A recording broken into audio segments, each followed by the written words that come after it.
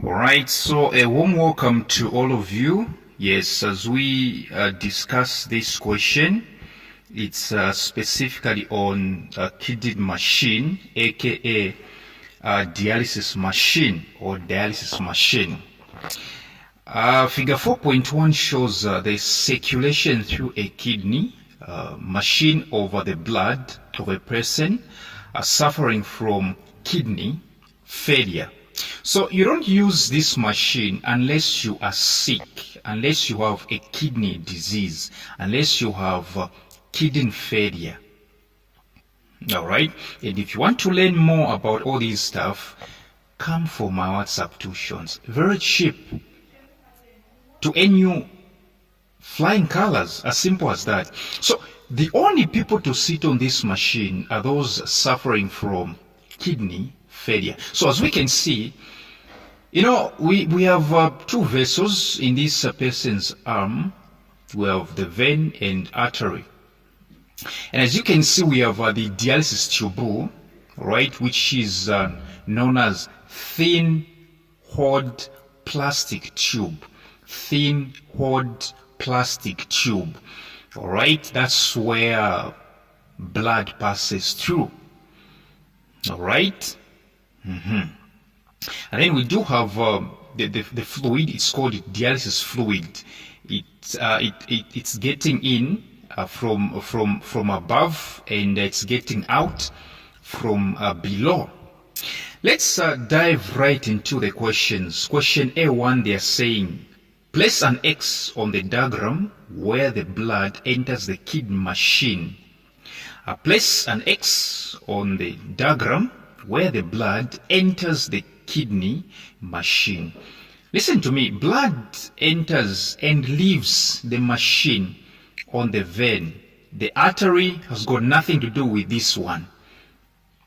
Okay, so it's the vein. So as you can see, I'm placing X here. I'm showing you where blood should enter from the person's arm into the machine. A2, what structures in a normal kidney is represented by the thin, hard plastic tubes? What structures in a normal kidney is represented by the thin, hard plastic tubes? And of course the answer is glomerulus, because glomerulus is the one that is used for ultrafiltration. Yes, so the answer is glomerulus, not Bowman's capsule, but glomerulus. B, explain why glucose must be present in the fluid surrounding the thin, hard plastic tubes in the kidney machine. Explain why glucose must be present in the fluid surrounding the thin, hard plastic tubes in the kidney machine. In other words, why should glucose be found in the dialysis fluid, the fluid outside the dialysis tube, the fluid outside of the thin, hard plastic tube? You can see the fluid outside, right? You can see the fluid outside of the tube. So they are saying, why should glucose be present in this fluid? And of course the answer is to create an osmotic gradient, allowing for efficient fluid removal from the patient's blood. This is to create an osmotic gradient, allowing for efficient fluid removal from the patient's blood. Let me explain something here. Do you think if at all glucose was absent in the fluid outside, the glucose in the blood would be preserved? No. It is the fluid, it is the glucose in the fluid outside which is preserving the glucose inside of blood.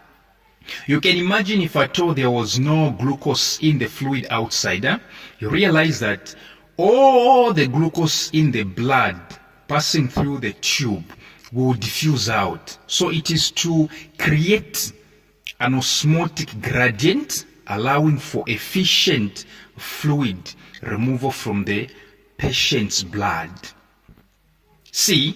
Name another substance other than water which is removed from the blood as it flows through the kidney machine. Name another substance other than water which is removed from the blood as it flows through the kidney machine. And of course, we might have two answers here, but I'll go for urea. The answer is urea.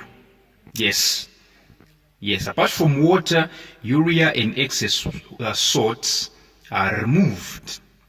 D1, suggest a suitable temperature for the fluid entering the kidney machine.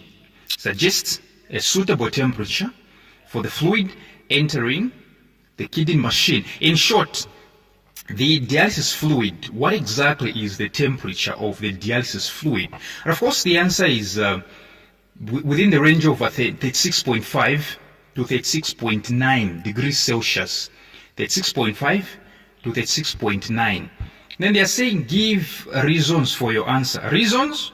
No, just one reason. The reason is, this is because 36.5 to 36.9 is close, let me say, are close to the body temperature.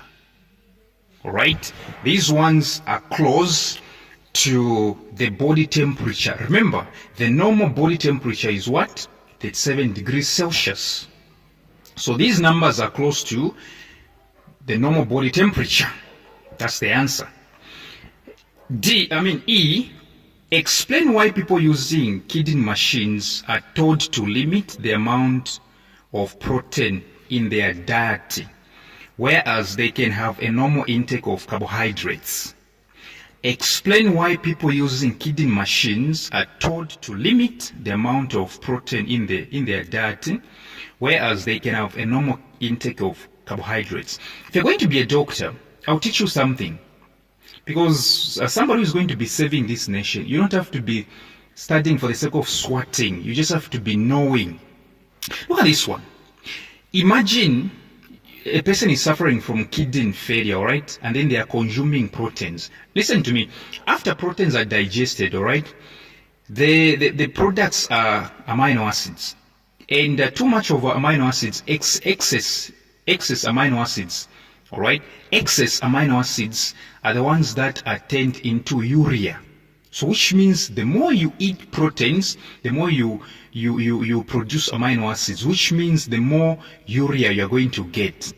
Now remember, urea is one of the waste products that your kidneys should get rid of. And your kidneys are failing. So it's like you are employing your kidneys which are not even effective. They are not working, and yet you are giving them job, a big job. You get the point, right? It's like giving somebody a responsibility and this person is not even working. All right? Eating too much protein. So you say urea is a waste product of proteins. So too much protein can make more urea, causing the kidneys work harder and even being on the machine more frequently. Okay, you see, so consuming a lot of proteins, all right, will guarantee a lot of production of what? Urea. And which means you have a lot of waste products now. Protein waste products, urea. So you'll be required to be sitting on this machine frequently. And it's expensive. Come for my WhatsApp tuitions, all right? Come for my WhatsApp tuitions.